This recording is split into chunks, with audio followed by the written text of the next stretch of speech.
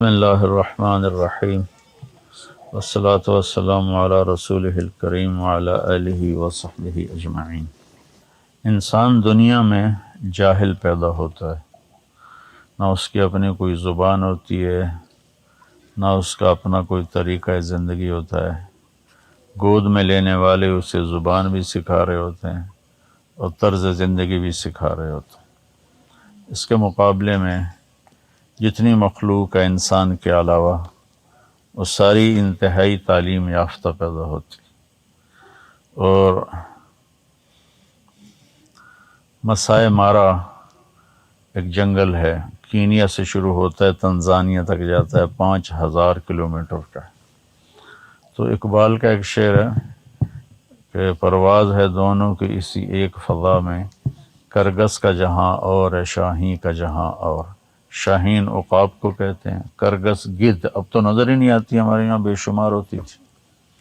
تو اب یہ منظر، اب گدھ کیا ہے، اس کے سامنے تازہ گوشت رکھو وہ نزدیک بھی نہیں جائے گا، بدبو آ رہی ہو پھر وہ کھائے گا۔ اور عقاب کے سامنے آپ تھوڑا پرانا گوشت رکھو وہ دیکھے گا بھی نہیں، تازہ ٹپکتا خون عقاب کھائے گا۔ تو ہم صبح صبح نکلے، وہیں اندر ہی ایک ہوٹل تھا، 5 اسٹار ہوٹل ہیں سارے جنگلوں میں۔ تو ہم صبح صبح ہمیں گائیڈ لے کے نکلا، تو میں نے گدھ کو دیکھا، وہ ایک پنجرے پر بیٹھا ہوا تھا، اور عقاب کو دیکھا وہ بوٹی نوش رہا تھا دوسری جگہ تھوڑے سے فاصلے سے۔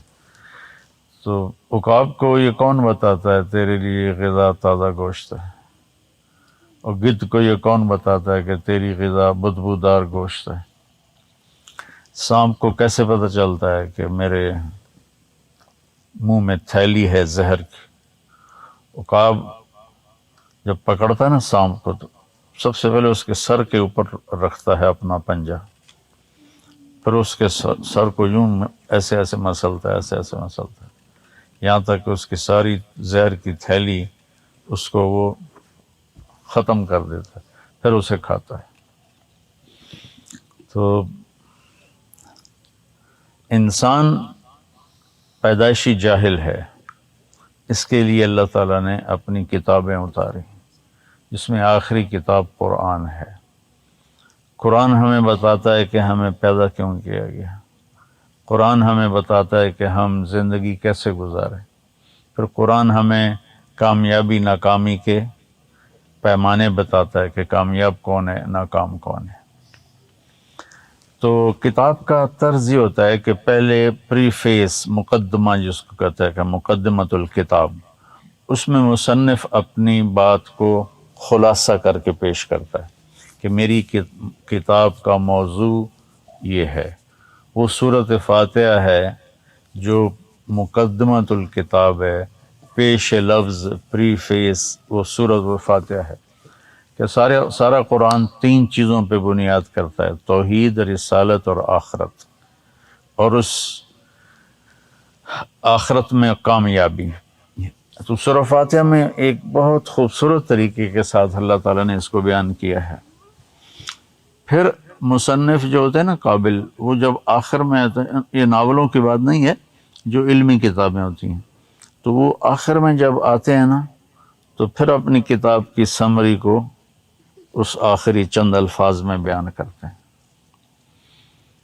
تو میں نے سورۃ 30واں پارہ پڑھتے ہوئے ایک دفعہ سوچا کہ اس میں سمرائز ہونا چاہیے، یعنی اس کی مختصر اللہ کو بتانا، جو طریقہ ہے کتاب کا وہ تو اللہ کے ذمہ تو کوئی شے کوئی نہیں ہے، وہ تو ہر ذمہ داری سے پاک ہے، لیکن کتاب کا تقاضا یہ ہے کہ آخر میں بتایا جائے کہ بھائی میری کتاب کا خلاصہ یہ ہے۔ تو جیسی توحید 30ویں پارے میں بیان ہوئی ہے، کسی پورے قرآن میں ایسی بیان نہیں ہوئی۔ جیسی نبی کی تعارف 30ویں سپارے میں ہے، ایسا پورے قرآن میں نہیں ہے۔ جس طرح اللہ تعالیٰ نے جنت اور دوزخ کو 30ویں پارے میں بیان کیا ہے، پورے قرآن میں ایسا نہیں ہے۔ اور زندگی کی اور پیروی کس کے پیچھے چلیں کہ ہم مقصد کو پالیں، جتنا اس کو 30ویں سپارے میں بیان کیا کہیں نہیں بیان کیا۔ یہ ہمارے بچے بیٹھے نا، تو کچھ سال پہلے ہم ایسے بیٹھے ہوتے تھے اور ہمارے بڑے بزرگ وہ ہمارے سامنے بیٹھے ہوتے تھے، تو اب ہم پیچھے ہوتے جا رہے ہیں۔ یا اللہ ان کی زندگیوں میں برکت دے، عمر میں اضافہ کرے، یہ آگے آ رہے ہیں۔ توحید، لا الہ الا اللہ، یہ جیسے اللہ تعالیٰ نے 30ویں پارے میں بیان کیا ہے، پورے قرآن میں اس طرح اللہ بیان نہیں ہوا۔ قل هو اللہ احد، قل هو اللہ احد، ہوا پھر اللہ پھر احد۔ اچھا، یہ صورت آئی کیسے تھی کہ قریش کہنے لگے ہمیں تو اپنے باپ دادے کے نام یاد ہیں، تو بھی اپنے رب کا کوئی نسب نامہ سنا، کوئی خاندان بتا کہ تیرے رب کا کیا خاندان ہے۔ تو اس پہ جبریل آئے یہ صورت لے کر کے قل، کہیے۔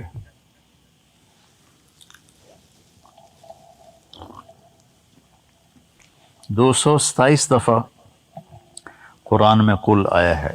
یہ آگے پیچھے مجھے عدد ایسے اندازاً کہہ رہا ہوں، یہ سب سے ہیوی قل ہے۔ قل، کہو، ہوا اللہ، وہ اللہ جو ایک ہے، احد اور واحد۔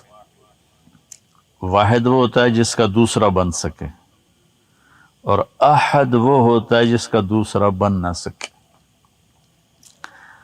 تو قل هو اللہ احد، واحد نہیں احد۔ مثلا میں یہ کہہ سکتا ہوں کہ میں اس کرتے کا واحد مالک ہوں، میں یہ نہیں کہہ سکتا میں اس کرتے کا احد مالک ہوں، کیونکہ احد اسے کہتے ہیں جس جیسا کوئی ہو ہی نہیں۔ اچھا، فرد ہے، کوئی رشتہ کوئی نہیں، اللہ الصمد، اس کا کوئی رشتہ کوئی نہیں، سب سے بے نیاز ہے۔ جگہ، دیکھو ہم سب جگہ میں بیٹھے ہیں نا، تو وہ کہتا ہے لا یحویہ مقام ولا یشتمل علیہ زمان، کہ تمہارا رب جگہ سے بھی پاک ہے، سبحان اللہ، کیونکہ جگہ تو مخلوق ہے اور وہ خالق ہے، خالق مخلوق میں کیسے آئے گا؟ لم یلد،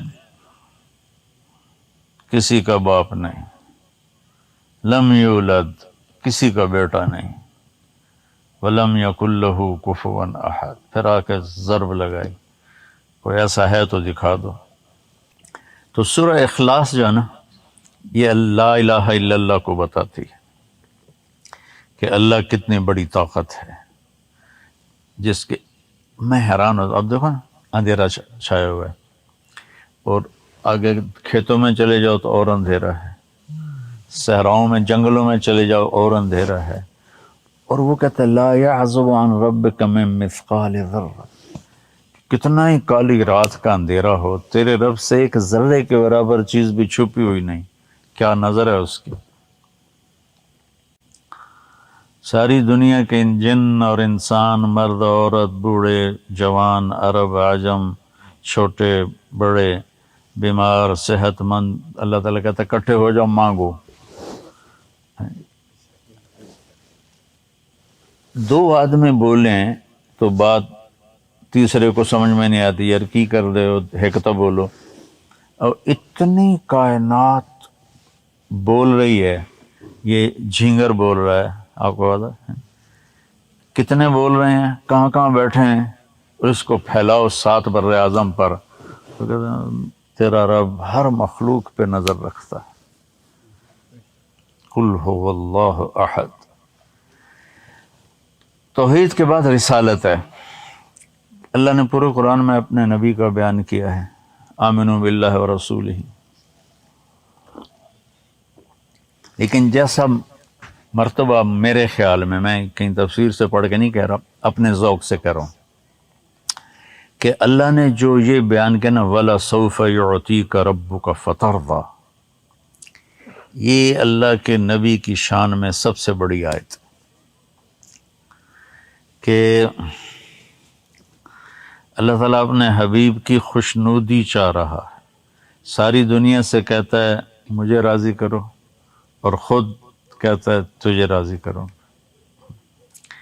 جب وہی بند ہو گئی نا آنی، تو قریش کہنے لگے اس کا رب چھوڑ گیا، ودعہ ربہ وقلا، اس کا رب اسے چھوڑ گیا۔ پتہ رکھ۔ تو ایک دن حضرت خدیجہ نے کہہ دیا کہ یا رسول اللہ کہیں اللہ ناراض تو نہیں ہو گیا؟ تو اللہ کے نبی کو اس بات کی ضرب لگی، اپنوں کی بات زیادہ چبھتی ہے نا، تو ایک دم جبریل دوڑے ہوئے آئے۔ جب آپ کو کسی چیز کی وضاحت کرنی ہو اور اگلا ماننے کے لیے تیار نہ ہو، یا اس کی سمجھ میں نہ آ رہا ہو، یا اسے پتہ نہ ہو، تو آپ کا لہجہ نارمل نہیں ہوتا، تیزی آ جاتی ہے۔ یار ہونے تو میں تو اندر سے آتے ہوں کی ہو گیا یار، والضحى والليل اذا سجى ما ودعك ربك وما قلى وللآخرة خير لك من الاولى ولسوف يعطيك ربك فترضى۔ یہ لہجہ ہے یہاں قرآن کا۔ اللہ تعالیٰ جلدی جاؤ جلدی جاؤ میرے محبوب دے دل وچ گل آ گئی، بھجتے جاؤ بھجتے جاؤ بھجتے جاؤ۔ جب عم یتساءلون، یہ ایسے نہیں عم یتساءلون، عم یتساءلون، جانتے نہیں ہو کس سے پوچھ رہے ہو، لہجے میں تکبر ہے۔ تو یہاں لہجے میں تیزی ہے، اگلے کو راضی کرنے کی، والضحى والليل اذا سجى ما ودعك ربك وما قلى، کہ میرے محبوب کو جلدی جلدی بتاؤ مجھے دن کی قسم رات کی قسم، یعنی ساری کائنات کی قسم، نہ میں آپ پہ ناراض ہوں نہ میں نے آپ کو چھوڑا ہے۔ اس کے بعد ہے وَلَسَوْفَ يُعْطِيكَ رَبُّكَ فَتَرْضَىٰ۔ اللہ تعالیٰ فرما رہے ہیں کہ میرے محبوب میں آپ کو اتنا دینے والا ہوں کہ آپ کو خود نہیں پتہ، آپ راضی ہو جائیں گے۔ ایک ہوتا ہے وَلَسَوْفَ يُعْطِيكَ رَبُّكَ وَتَرْضَىٰ یا ثُمَّ تَرْضَىٰ، یہ فا ہے، ثم واو، وہ معنی نہیں دے سکتے تھے جو فا نے دینا ہے، کہ آپ کو اتنا دوں گا کہ فوراً خوش ہو جائیں گے، فوراً۔ تو یہ جو یہ ہے فا، کہ میرا محبوب جب میں پردہ ہٹاؤں گا نا آپ کی نعمتوں کو جو میں دینے والا ہوں، تو آپ ایک ایسے راضی ہو جائیں گے۔ تو ساری دنیا سے تو تقاضا ہے مجھے راضی کرو، اور موسیٰ علیہ السلام سے اللہ نے پوچھا کہ دیر سے اپنا بھاگ کے کیوں آئے ہو؟ تو انہوں نے کہا عجلت الیک رب لترضیٰ، یا اللہ میں اس لیے بھاگ کے آیا ہوں کہ تو راضی ہو جائے۔ اور اس کو اللہ نے الٹ کر کے کہا وَلَسَوْفَ يُعْطِيكَ رَبُّكَ فَتَرْضَىٰ، اور اللہ کی رضا کا مل جانا جنت سے بھی بڑی چیز ہے۔ تو اس لیے میں کہتا ہوں کہ رسالت جیسے یہاں بیان ہوئی ہے اسے کہیں بھی نہیں بیان ہوئی، ایک جملے میں فَتَرْضَىٰ۔ یہ پیچھے آئیں قد نرى تقلب وجهك في السماء فلنولينك قبلة ترضاها، یہاں بھی فا ہے۔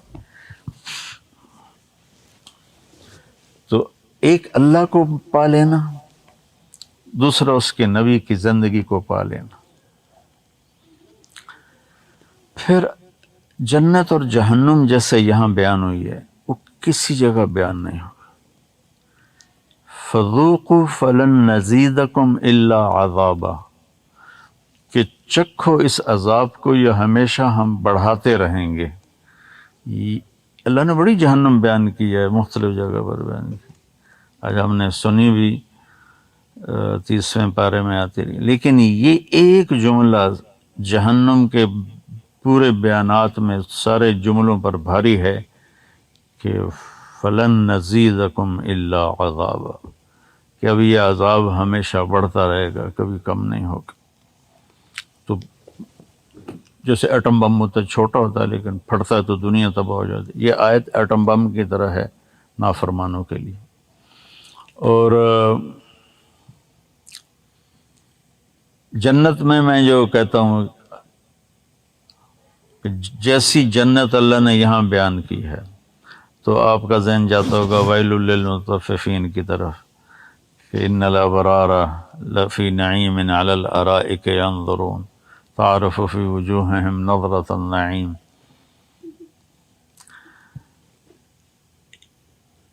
اللہ کو پا لینے کے بغیر انسان ادھورا ہے. جنت بھی مل جائے نا اور اللہ نہ ملا تو انسان ادھورا ہے. جنت کی ساری نعمتیں ہوں اور اللہ کی زیارت نہ ہو، اللہ سے ہم کلامی نہ ہو، تو اللہ کی قسم جنت بے مزہ ہے.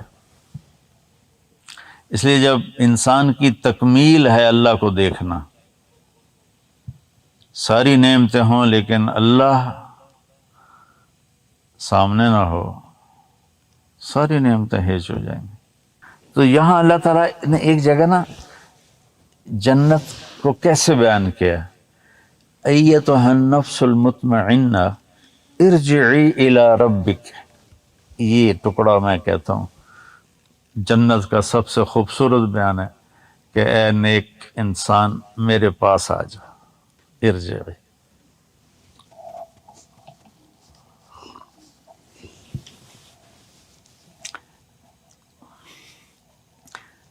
ارجعی میں انتظار کا معنی پایا جاتا ہے. کب لوٹو گے، کب واپس آؤ گے؟ آپ لاہور جا رہے ہو، کب واپس آؤ گے؟ یہ انتظار کا معنی ہے. تو اللہ نے یہاں لفظ استعمال کیا کہ اے میرے نیک بندے لوٹ کے آ جا. رجا لوٹ گانے کہتے ہیں، لوٹ کے آ جا.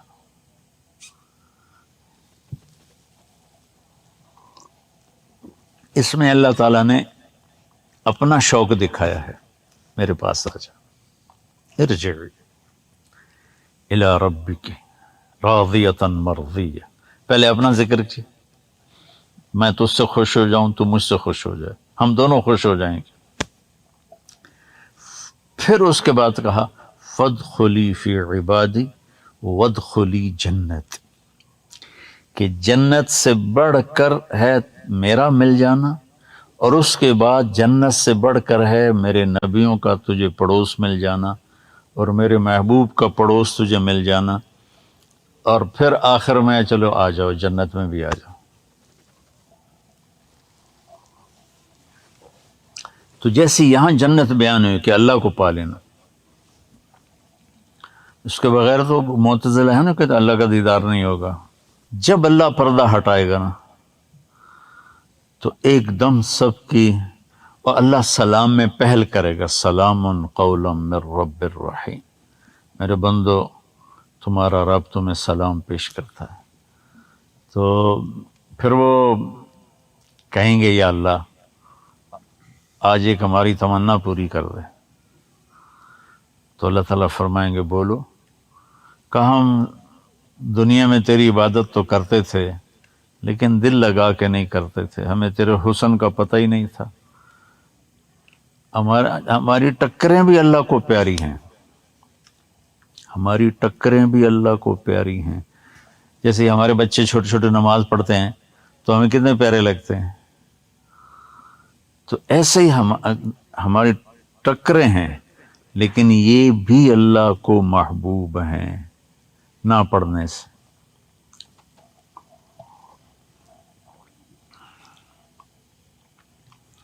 تو اللہ تعالیٰ کی بارگاہ میں عرض کریں گے یا اللہ ہم نے دنیا میں نہ تیری بندگی نہیں کی، آج تجھے دیکھ کر پتہ چلا تو بڑے حسن و جمال والا ہے، ہمیں اجازت دے کہ ایک سجدہ تجھے دیکھ کر کریں جیسے بن دیکھے کیے تھے کراچی میں، لاہور میں، ملتان میں، تلمبہ میں، رئیس آباد میں، ایران میں، افغانستان میں، ساری دنیا لے لو. تو اللہ تعالیٰ کیا کہیں گے؟ اللہ کہیں گے میرے بندو اب نا رینک چینج ہو گیا ہے. تو اللہ کہیں گے میں آج اپنی زبان میں اللہ کی بات بتا رہا ہوں، ایسے تو وہی ایسے اللہ تعالیٰ کہیں کہ رینک چینج ہو گیا ہے. دنیا میں تم میرے بندے تھے، میں تمہارا رب تھا، تو مجھے سجدہ کرنا تمہارے ذمہ تھا. اب یہاں تم میرے مہمان ہو اور میں تمہارا میزبان ہوں. اب میں مہمان سے کامل ہوں، یہ میری غیرت کے خلاف، لہٰذا بس جاؤ موجاں کرو. دیکھو یہ چند دن کی زندگی ہے، مر جانا ہے. یہ نماز ہمیں جنت میں نہیں ملے گی، روزہ ہمیں جنت میں نہیں ملے گا، تلاوت ہمیں جنت میں نہیں ملے گی، اللہ کے سامنے سجدوں میں پڑ جانا یہ ہمیں جنت میں نہیں ملے گا. وہاں تو صرف اپنے نفس کی خواہشوں کو پورا کرنا ہے. کلوا واشربوا ہنیئا بما اسلفتم فی الایام الخالیہ. تو ان دنوں کو اللہ نے نماز ایک ایسی چیز بنائی ہے جس کے لیے سارے کام چھڑوا دیے. روزہ رکھو، سارے کام کرو، حج کرو، جاؤ بازار سے خرید و فروخت کرو،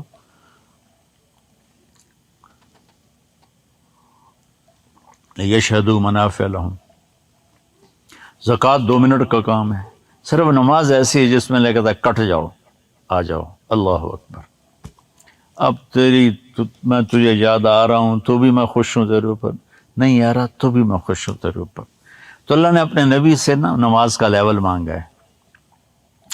یہ گلاس ہے نا، آپ دیکھ رہے ہیں، اب اس میں پانی کا ایک قطرہ نہیں ہے، ٹھیک ہے نا. عربی میں اس کو کہتے ہیں فراغ،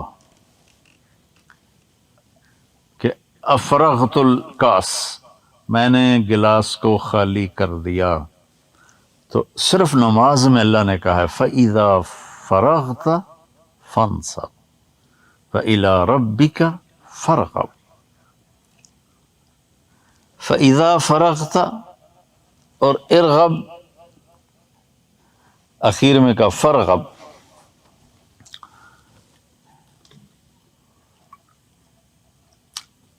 اب علماء کہتے ہیں اللہ تعالیٰ اپنے نبی سے کہہ رہا ہے کہ دل کو فارغ کر کے میرے پاس آ. تو اللہ کے نبی کے دل میں تو اللہ کے سوا کوئی اور تھا بھی نہیں، تو پھر اللہ کیا کہہ رہا ہے؟ ویلا ہو گیا کہ اللہ کے نبی میں، اللہ کے نبی کے دل میں انسانیت کا غم تھا بے حد، اور کڑن تھی زبردست، ہر وقت اس میں تڑپتے تھے. تو اللہ تعالیٰ نے کہا جب تو نماز کے لیے آئے نا تو یہ کڑن بھی ختم کر کے آیا کر. اور جیسے کوئی کاروباری گھر جا کے کاروبار کے بکھیڑے چھیڑ کے بہ جائے، اتنا نقصان ہو گیا، اتنا نقصان ہو گیا، تو بیوی آکھے گی میرے واسطے بھی گل چھڑ، تینوں اپنی دکان دی اندر گھر آ کے بھی دکان دی پئی ہوئی. تو میرا مالک کہتا ہے کہ میرے بندے میرے لیے فارغ ہو گیا کر. اور فارغ سے یہ تھا کہ تیرے دل میں جو انسانیت کا غم ہے نا، تھوڑی دیر کے لیے اس کو بھی بھلا دے، اور بس تو اور میں آپس میں باتیں کریں، میں سنوں تو سنائے. تو نماز کو اللہ تعالیٰ نے یہاں بہت بڑے درجے میں بیان کیا ہے.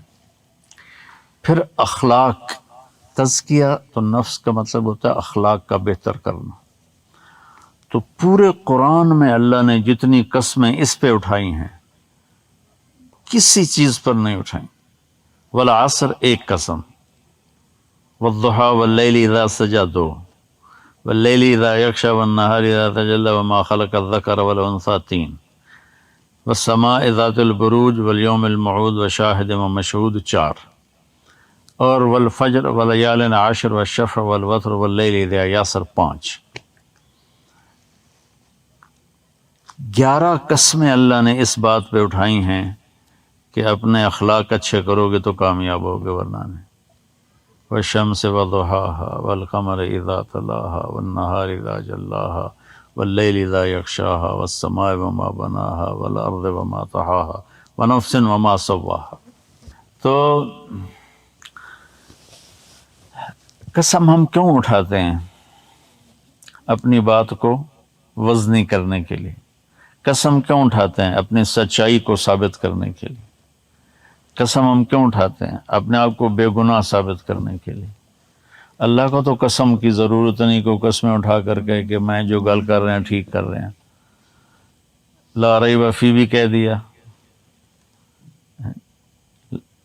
لا مبدل لکلمات بھی کہہ دیا، لا تبدیل لکلمات اللہ بھی کہہ کر پھر اللہ تعالیٰ کہتا ہے میرے بندے مجھے سورج کی قسم جب وہ نکلتا ہے، مجھے چاند کی قسم جب وہ آتا ہے، مجھے دن کی قسم جو روشن کرتا ہے، مجھے رات کی قسم جب وہ چھا جاتی ہے، مجھے دھرتی کی قسم اور اس کے رب کی قسم، مجھے زمین کی قسم اس کے رب کی قسم، اور آخری قسم ہے جذباتی، مجھے تیری قسم تیرے رب کی قسم، اب تو میری بات مان جا کہ اپنے من میں ڈوب کر پا جا سراغ زندگی، کہ اپنی برائیاں دیکھا کرو۔ تو 11 قسمیں کھانے کے بعد اللہ نے کہا اگر تمہارے اخلاق اچھے ہوں گے تو تم کامیاب ہو۔ 11 قسمیں تزکیہ، اس میں کلمہ بھی آ گیا، عبادت بھی آ گئی، اور اگر اپنے خراب کرو گے تمہاری بربادی اور تباہی۔ تو یہ تھوڑا سا خلاصہ تھا 30ویں پارے کا، میں نے کہا